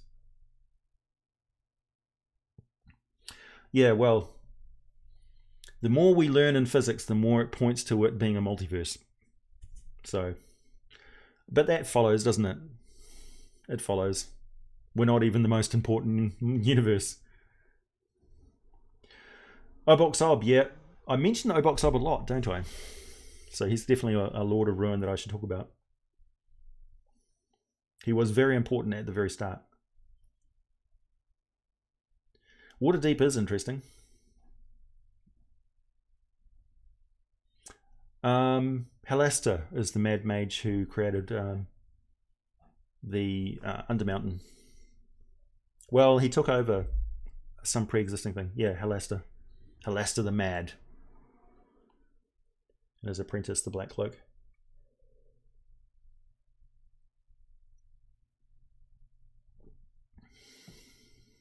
Yeah, there's tons of primordials that are still alive. In fact, some of the demon lords are primordials. So I'll be talking more about them as well. So like some of the Lords of Ruin, for instance, that I'm talking about are primordials.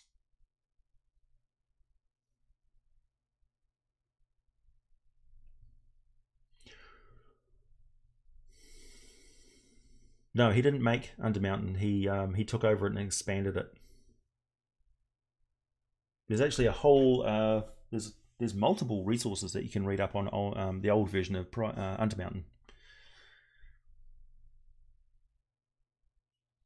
Yeah, Undermountain is a mega dungeon. It's a really good one. Actually, there's the resource book the 4th edition came out with on the Underdark is one of the best source books, I think, for that whole edition.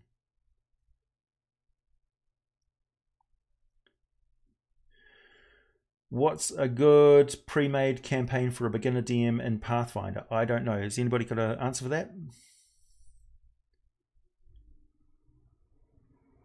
Yeah, I'd like to do the video series I'd like to do about magical items of note. Axe of the Dwarven Lords. Yeah, Waterdeep. Waterdeep started off a while ago. It's not that old. Not by Forgotten Realms standards.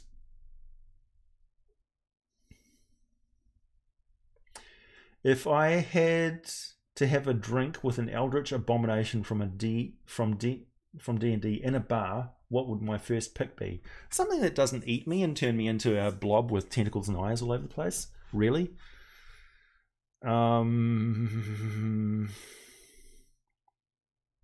Caius. I'd have a drink with Caius, the worm that walks. Yes, the factions, Dewey. Yes, they could. Unwittingly, yes. In fact, the Doom...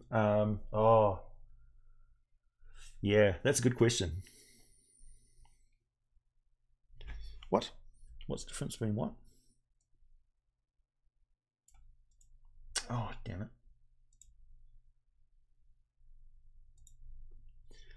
I've got this guy who's binge watching my videos at the moment, and he's popping up comments as he goes, which is very common. So I get a string of comments from the same person.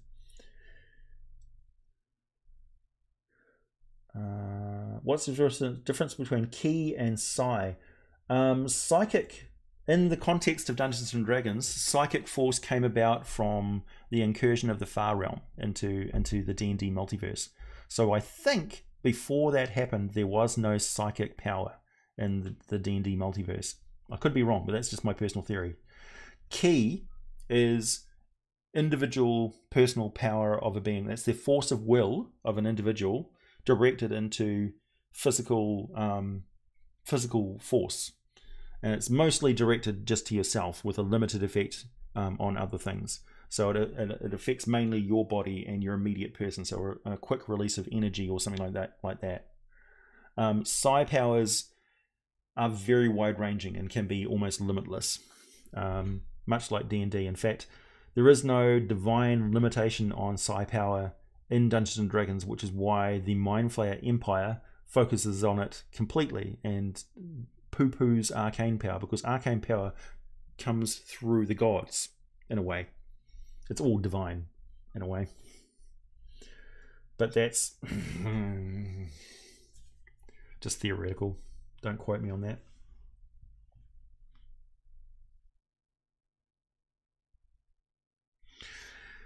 Yeah, there's not a lot. Like, I could do a video on like the Lady of Pain and AO and stuff, but really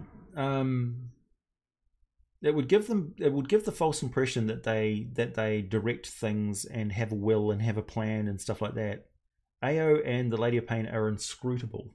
Like, they are alien intelligences. What they do, nobody knows exactly what the whole point of everything is. What is AO's purpose? What's the plan? We know from Ed Greenwood, from one little line in a book, that Ao is not the supreme power in the multiverse. He's just the supreme power in those bunch of crystal spheres that comprise the settings of D&D. So there is other multiverses, and we know from the Oberonth, for instance, that there's other multiverses that have gone horribly wrong. So there, theoretically, AO would be able to communicate with whoever was in charge of whoever was inside the Oberonth multiverse, a completely separate universe. And the way to get to that level of additional awareness is to progress up the lawful good hierarchy until you get to the top of Mount Celestia, at which point there is a portal which will take you to the bigger game. So essentially, the path to overgodness is open to creatures, even mortals, in the primaterial worlds of D&D. And they funnel up through that thing. So essentially, when you become so responsible, so selfless, that you take responsibility for everything, then you're ready for overgodness, really. So that's really the path to becoming a creature like Ao or the Lady of Pain or whatever. But the Lady of Pain is completely different from Ao as well.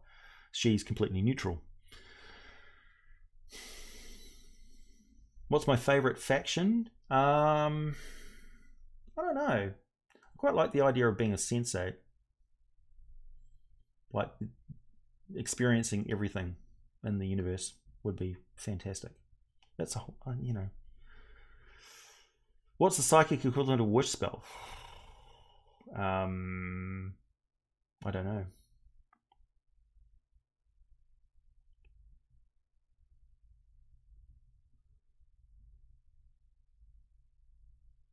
Force of intellect is arcane. Yeah, arcane is systematic manipulation of power. So it's the scientific way of using magic. So you learn a way of doing something, and you codify it and you write it down, and it can be replicated by other people. That's spells, right?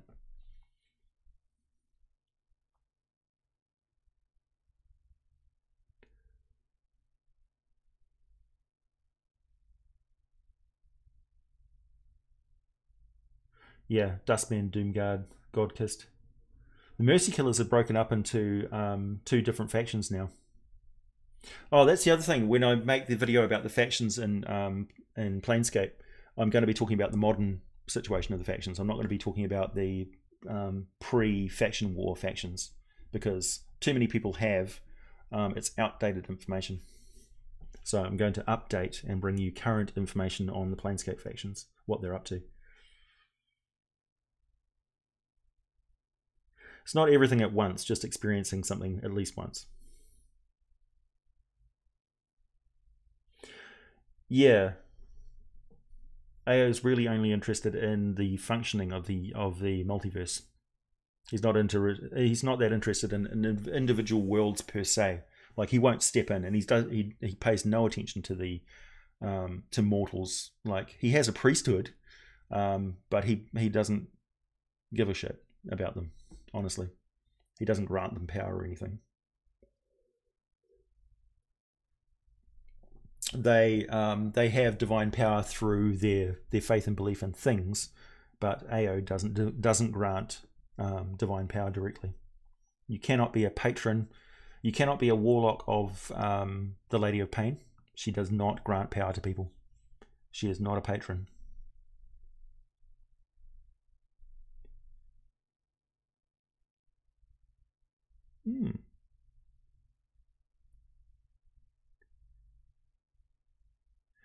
Psionics, yeah.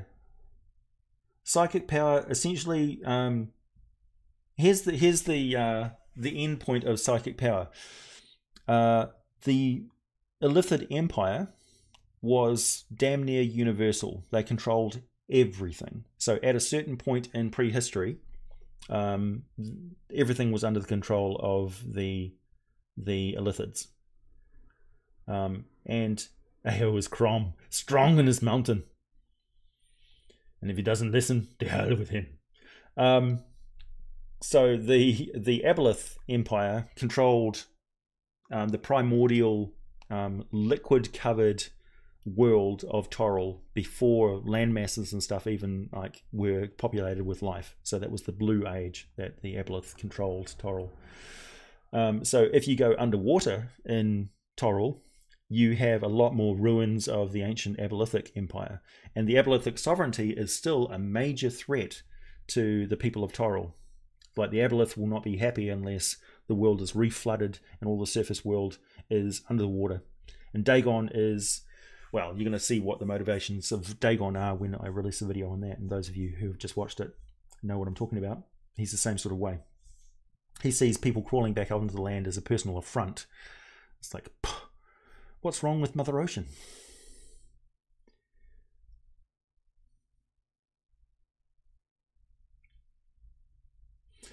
What's my favourite new lore in Morden Canaan's Tome of Foes? I was just reading the section on the Duergar and the Dwarves. They take a slightly different tack with the Duergar. I think it's a more workable sort of thing because it's less sort of God-orientated. That it's more like a cult of personality, and it's a personal grudge match against them and things. And it really highlights the xenophobia of the dwarves, the fact that they're very community orientated and clan orientated and family orientated, and you step outside of that and it becomes a family feud of epic proportions where you become alien, you become foreign to them, and how they don't integrate with other cultures because of who they are, of what they are. And that's why you don't have half dwarves and stuff unless you're in some sort of extreme environment away from their gods, which is where you get mulls. So it is possible for dwarves to interbreed with humans, but it's forbidden by their gods. And where the gods have influence, they have a strong influence over the culture of their people. Like elves, for instance, have less influence from their pantheon than the dwarves do. So that's an interesting standpoint. What I do find interesting is halflings. Halflings, right? So halflings were originally created by a complete different god to the one that they currently are the patrons of. So their pantheon, the current pantheon, are not the gods that created them, according to the lore of the Dawn War. And they don't interbreed with other races either. So you don't have any halflings, half hobbits per se. Why? I mean, aside from the physical reasons, I don't even want to think about it.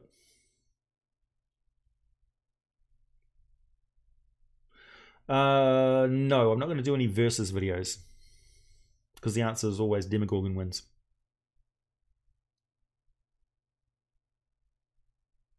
Yeah, demons are fed by destruction.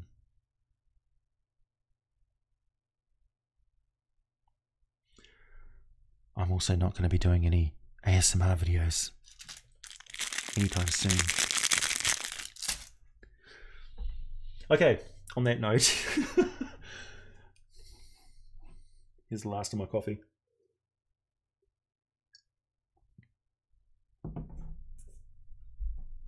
No quarterlings, no. There's no quarterlings.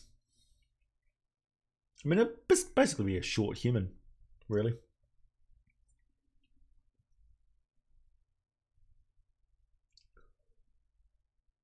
Grey dwarfs, yeah.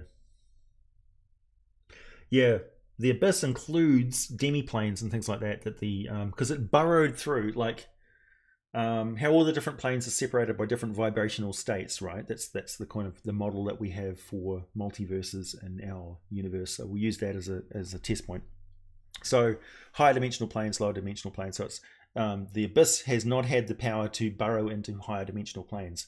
So it's burrowed sideways and down. So it's burrowed into lower planes and parallel universes. So it crossed over into different planes of existence and corrupted them. And that includes demi-planes that were created by mages and things that were basically left fallow.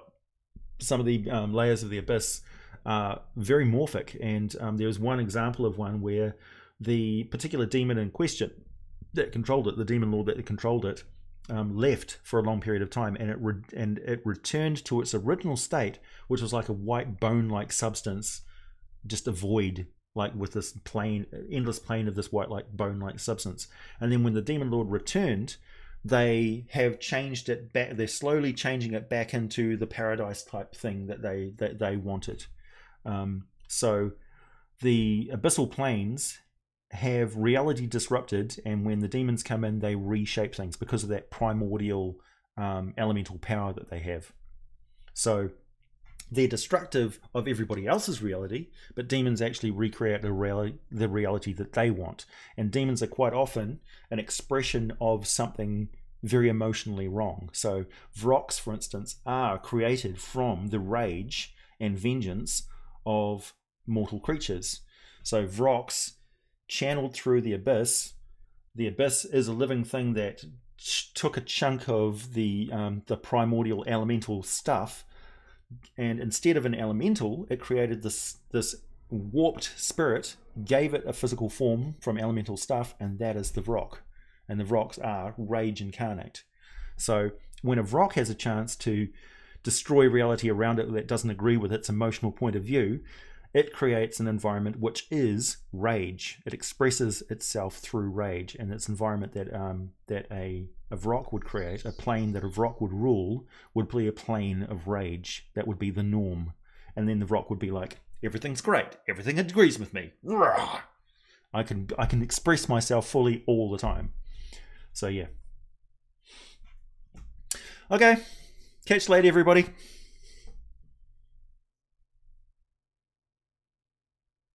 Yeah, ASMR is slightly weird.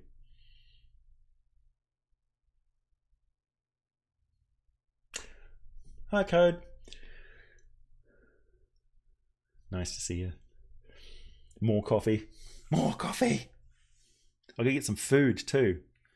Gotta take care of some basic physical processes.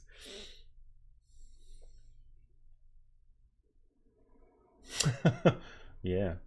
Well, the elementals do have sentience. The elemental, yeah. I should do another video on elementals at some point. Just a general. That'll be a good subject for a blog post, actually. A podcast.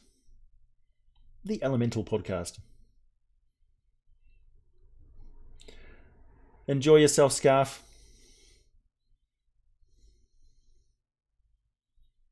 Autonomous Sensory Meridian Response. That's it. ASMR.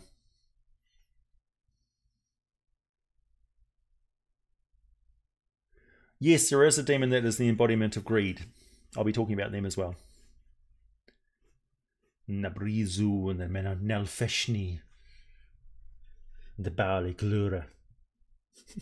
Yeah, I've got some food to eat. I've got a lamb shank to eat, actually. I'm looking forward to it. Alrighty. Catch you later, everyone. Have fun. Enjoy your games. If you can't be good, be careful.